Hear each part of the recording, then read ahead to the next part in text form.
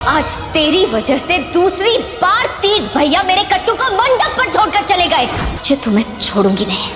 आज से तेरी हर खुशी छीन लूंगी रोई।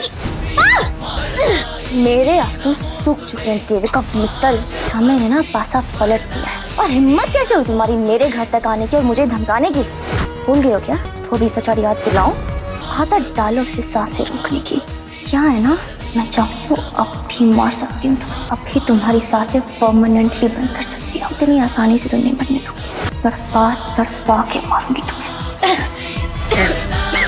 अब समझ में आया शादी टूटने पर कैसा लगता है, रिश्ता टूटने पर कैसा लगता है, अपने घर से निकाले जाने पर क्या बेइज्जती महसूस होती है। तो तू मेरी बहन की जिंदगी बर्बाद करने आई है। तुम्हें बर्बाद करने आई और तुम्हारी गलतियां तुम्हारी बहन की जिंदगी बर्बाद कर रही हैं। मैं कभी किसी के साथ गलत नहीं करती हूँ, लेकिन 100 बार बोल चुकी हूँ, वापस बोलूंगी, क्योंकि तुम्हें एक बार तो समझ आ नहीं रहा। सुमन के जाल में फंस गया है तीर्थ। यहाँ पर भाई कृतिका से सगाई वगैरह तोड़ के आ जाता है सुमन के पास, और हम देख ही रहे कि यहाँ भाई देविका को लगा था कि अब तो सब कुछ ठीक हो जाएगा, कृतिका की सगाई हो जाएगी, शादी भी हो जाएगी और सुमन का चैप्टर क्लोज भी हो जाएगा।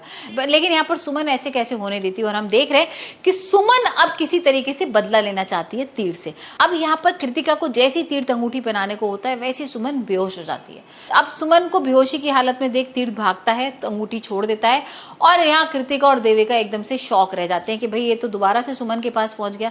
सुमन के पास पहुंचेगा, यहाँ पर ऋषि उसको पहले से मंगलसूत्र दे ही देता है, तो उसको लग ही रहा है कि भाई सुमन तो मेरे से आज भी प्यार करती है और सुमन नहीं चाहती है कि मैं कृतिका के संग शादी करूं। भाई घर वालों ने भी तो उसको बोला था कि सुमन तुमसे आज भी प्यार करती है, ऋषि हमारा ही पोता है और तुम उसको वापस लेकर आ जाओ। तो उसके दिमाग में वो सारी चीजें थी।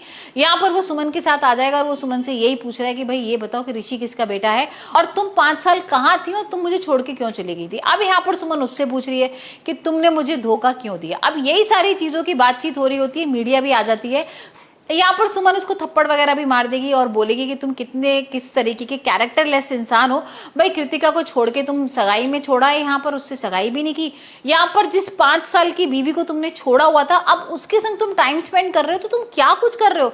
मतलब तुम कैसे झूठे इंसान हो, कितने धोखेबाज हो। अब यहाँ पर तीज जो है अपनी सफाई दे रहा है और हम देख रहे हैं कि वो देविका के बारे में सच्ची बताने को होता है।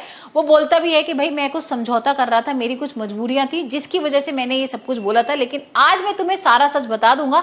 और यहाँ पर उससे पहले सुमन ये बता देती है उसको कि ऋषि उसका बेटा नहीं है। लेकिन जैसे यहाँ पर तीर्थ सच बताने को होता है, इतने में कोई आता है गाड़ी में, उसको खींच कर ले जाता है। अब हो सकता है देविका हो, और यहाँ पर उसको लग ही रहा था देविका को कि अगर तीर्थ ने मीडिया के सामने सब कुछ खुलासा कर दिया कि देविका ने सब कुछ कराया है, तो सारा भांडा फूट जाएगा, सब जो उसकी प्लानिंग थी खत्म हो जाएगी और सुमन हो सकता है दोबारा से एंट्री ले ले तीर्थ की। लेकिन अभी तक ऐसा नहीं हुआ है। यहाँ पर अभी भी सुमन को ऐसा लग रहा है कि तीर्थ गलत है, तीर्थ ने उसको धोखा दिया है। लेकिन अभी जो उसकी प्लानिंग थी ना विक्रम के संग, वो भाई नाकामयाब रह जाएगी। मतलब उसको लग रहा था ना कि मीडिया के सामने वो सारा जुर्म कबूल लेगा, सब सच बता देगा, लेकिन यहाँ पर ऐसा कुछ नहीं होता है।